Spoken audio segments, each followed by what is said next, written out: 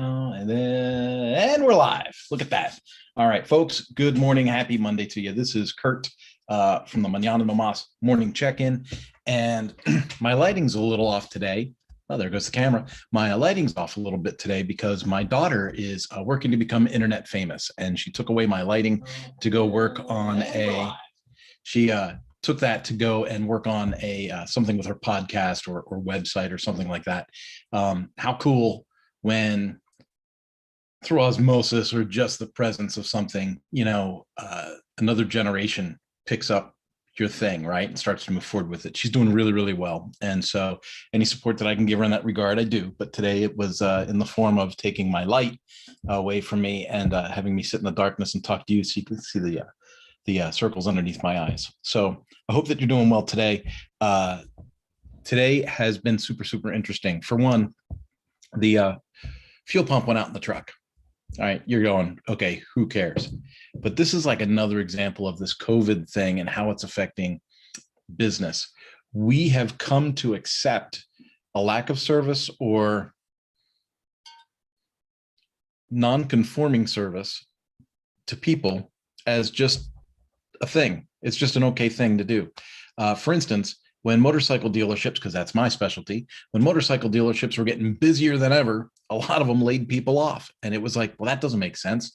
You're in the middle of an upswing and you laid people off. You're an essential business. You can be open and you have more demand than ever. Why would you lay people off? And there's other surrounding circumstances, so people don't blow up my messages and stuff like that. I get it. I know that there are some instances that may have justified the liquidation of some spots, but it seems like COVID's also become a code word for, hey, it's okay to not provide service anymore. And that's just simply not the case. Today, so last night I ordered a fuel pump from a nationally known parts supply chain, and I go down to pick it up. So I go down and I wait, and then I'm here to get it. Well, what's your name? How do you spell your last name? Is it under your first name? I don't know what it's under, bro. Like, I'm giving you the confirmation email with the barcode on it that your company sent me. Here, just give me my stuff. I got an email that says it's ready. And I'm nice to people in public. So I'm not like super demanding. I'm just like, hey, I'm here to pick up the fuel pump I ordered last night. Well, what's this? What's that? What's this? Why are you asking me a bazillion questions? You have the document. And, oh, by the way, it's a fuel pump. And if I look on that shelf over there, I know that Delphi box is the brand I ordered, and it's the only one on the shelf. Why don't you look at that and see if my name's on it? So it's that kind of thing, right? So I'm sitting there and I'm patiently kind of watching this unfold, and then he gives me my box and off I go. I go out to the car and it looks like the box has been opened before. When you get something delivered to the house or something and you just look at it and you go, I think someone's been in here before. So I open the box up and there's no O-ring. So someone had pilfered the O-ring out of the fuel pump package. Right. So I go back in and I go, hey, I need to order a fuel pump O-ring. It wasn't in the box. It was pictured with the unit when I ordered it last night. So I assumed that it came with it, but there's not one in the box. So I just need one. The guy immediately starts going into, well, let me see what other stores have one in stock. Why? What other stores? Why are you assuming I'm going to drive all over the city making up for what you didn't do? Like, just get me the O-ring. Whatever box you have in stock that has this O-ring, go ahead and get me that O-ring, or swap this pump out for a different one or whatever, but come up with some options that don't involve me getting in my car and going somewhere else. And so I said, look, dude, my time is more valuable than this. I would rather just pay you for the O-ring and be gone than to have to drive somewhere else. Well, sure enough, this O-ring, well, they don't show it available separate. Okay, that's the only option you're giving me, right? And they never said, hey, we can just give you your money back. You can go to the other national known parts chain that's 2 blocks away, right? So they didn't say, hey, we'll give you your money back. They didn't say, hey, let's just take an O-ring out of another unit, or hey, let's just swap you into a different unit. Since we're out of stock on this one, we'll just swap you into a different fuel pump that still fits your vehicle. None of those options. So, and considering what I do for a living and that I consult with, parts and service establishments, I'm watching this unfold and I'm thinking, this is a national chain. If anyone can afford to train their staff, it's this place. And I'm looking and I'm going, what, where, how is this happening? I don't understand. What this is spinning out of control. So he starts trying to give me the address to a store that is like all the way on the other side of the county, right?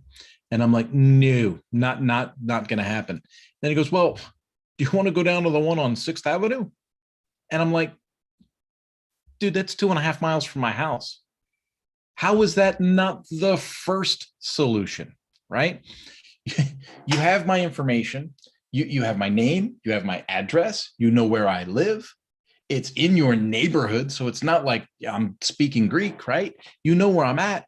So why is that not the first option? The first option is, hey, there's actually a store that's closer to your house. It looks like they have one in stock. What if we could just arrange to do a quick transfer for you right there at that store on your way home?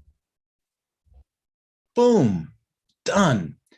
The idea that businesses are not training their people in a way that, proactively answers the consumer's concerns before their voiced concerns, the idea that we're not training people how to do this is mind-blowing to me.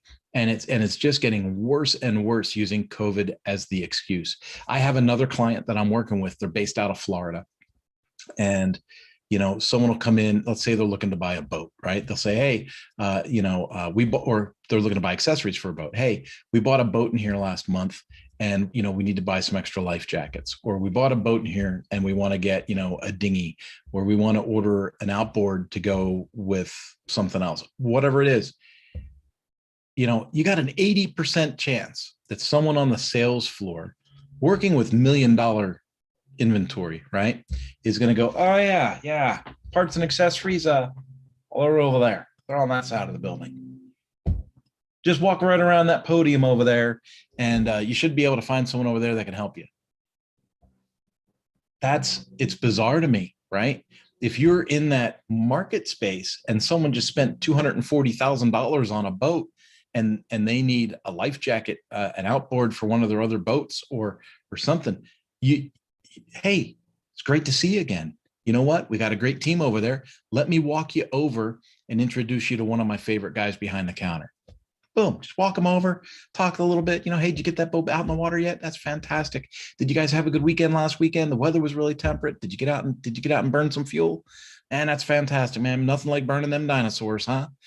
Just service. It's gone. Here's the good news. The good news is I run a company that teaches people all these skills. I run a company called the Power Sport Academy that works in simple things. It's like answering the phone.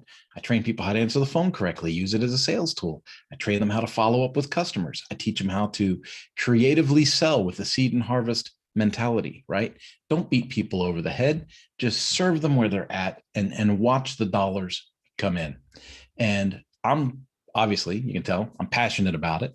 I've also worked on building training material outside of the power sports industry to work with people in very similar regards to helping their business, because communication with customers and treating people the way they need to be treated where they're at, it doesn't matter if you're fixing motorcycles, ATVs, RVs, bicycles, computers, right? Think about all of the things that you have to interact with people about regarding service, plumbers, electricians, carpenters, right? Home warranty services, things like this. And we cannot allow ourselves as leaders to use COVID as an excuse to fall short every single time. We have to raise the bar, right? A raising sea rises all ships, right? We all have to improve our game. I'm no different. I got to improve my game too. I'm working on that.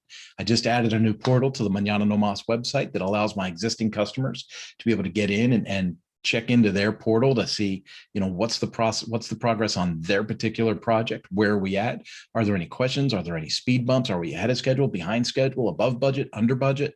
Now, of course, with Mañana, by the time we get to the end, I'm always under budget and always on deadline, right? So I don't have to really worry about that so much, but I want the customer to have transparency to that information, right? I want them to be able to see, oh, hey, this is This was a speed bump. This was a freeway. This was a speed bump. This was a freeway. The ebbs and flows of it, and make sure that they understand the value of what they've purchased through the Mañana system. It's the same for any other industry. So, folks, that's my event for today. Might not have been all, crystals and pyramids and sunshine and all that, as I am sometimes. But again, I'm always about finding the opportunity within the obstacles. And having dealt very personally with just trying to get a part for my truck, I'm like, this needs to be addressed. We have to talk about it. We have to make it a common theme. We have to get people interested in the idea of providing customer service and maintaining relationships with our customers. Before we know it, we're all going to be working, taking orders off of a kiosk, right? And dealing with computers and laptops and kiosks because we just don't like dealing with people. And that's not where I want to be in the future. I like having interactions. I like building relationships. And I really like when I have a good client and I'm meeting them where they're at and meeting their needs and building a project together. That's fantastic. I'm not looking forward to a day where nobody wants to deal with anybody else and we're just all staring at computers, because it's not going to be an atmosphere that's going to be healthy mentally. So, folks, I love you. Have a great week. If you're watching the replay on LinkedIn, know that I'm not doing LinkedIn lives yet. They haven't approved me. Wink, wink, nudge, nudge, LinkedIn. You could do that. But you can always follow me on YouTube. If you follow and subscribe and get the notifications, you'll know when I'm going live. And I do this most weekdays. Have yourself a good